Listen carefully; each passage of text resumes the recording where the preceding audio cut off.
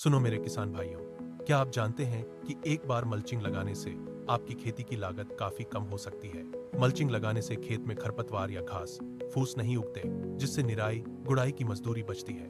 साथ ही खरपतवार नियंत्रण के लिए हर्बिसाइड पर होने वाला खर्च भी बच जाता है। जो पानी हम फसल को देते हैं वह जल्दी वाष्पीकृत नहीं होता, इसलिए सिंचाई की जरूरत कम पड़ती है और पानी की बचत होती है। इसके अलावा जो खाद और उर्वरक हम मुख्य फसल को देते हैं उसके लिए खरपतवार प्रतिस्पर्धा नहीं कर पाते, जिससे खाद का पूरा लाभ फसल को मिलता है और उर्वरक की बर्बादी कम होती है। मल्चिंग मिट्टी में अतिरिक्त पानी जमा नहीं होने देती, जिससे जड़ों और तनों में लगने वाले रूट रॉट और स्टेम रॉट जैसे सड़न रोगों का खतरा भी कम हो जाता है। और सबसे बड़ी बात, एक बार मल्चिंग बेड तैयार करने के बाद उसी व्यवस्था में कई फसलें ली जा सकती हैं, जिससे बार बार जुताई और बेड बनाने का खर्च भी बचता है।